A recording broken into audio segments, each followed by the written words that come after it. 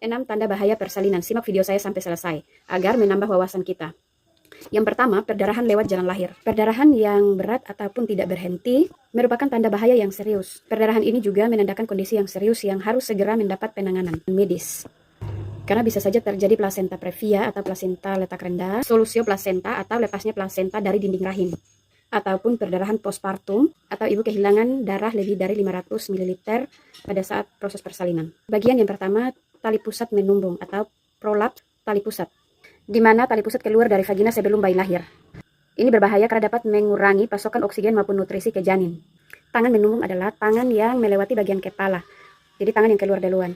Itu juga dapat meningkatkan resiko yang sangat serius, yang harus segera mendapat penanganan. Yang ketiga, ibu mengalami kejang.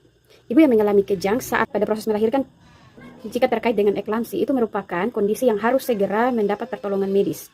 Karena itu adalah komplikasi yang sangat serius, biasanya ditandai dengan tekanan darah tinggi pada ibu dan itu sangat membahayakan nyawa ibu maupun bayi. Yang keempat adalah ibu tidak kuat mengejang. Ini adalah masalah penting yang harus segera mencari bantuan bidan maupun dokter karena dapat menyebabkan komplikasi yang sangat serius kepada ibu maupun bayi.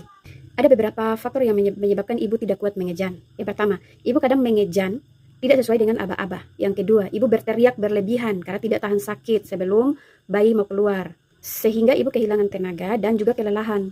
Hal ini bisa dicegah. Ibu harus mengejang sesuai dengan aba-aba yang diperintahkan, mengikuti panduan bidan atau dokter yang akan menolong persalinan, sehingga bisa dicegah. Yang kelima adalah air ketuban keruh dan berbau. Pada saat proses persalinan bisa menjadi tanda bahaya terutama jika bayi menelan cairan tersebut.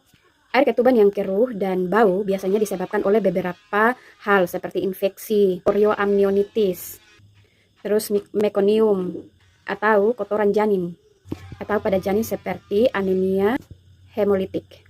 Yang keenam, ibu gelisah dan mengalami kesakitan hebat. Ini merupakan tanda bahaya yang harus diwaspadai karena dapat mengganggu proses persalinan dan juga membutuhkan penanganan medis. Kondisi ini dapat mengganggu proses persalinan dan memerlukan bantuan medis yang tepat, seperti dirujuk ke rumah sakit untuk tindakan lebih lanjut. Tanda bahaya pada persalinan ini sangat penting untuk dikenali agar dapat mencegah komplikasi yang berat pada ibu maupun janin. Dengan mengenali tanda bahaya tersebut, ibu, keluarga juga dapat mencari pertolongan medis yang tepat sehingga resiko komplikasi dapat diminimalisir. Semoga edukasi ini dapat bermanfaat bagi semua wanita usia subur dan terlebih ibu hamil agar dapat memberdayakan diri dalam proses kehamilan maupun persalinan. Salam sehat untuk kita semua.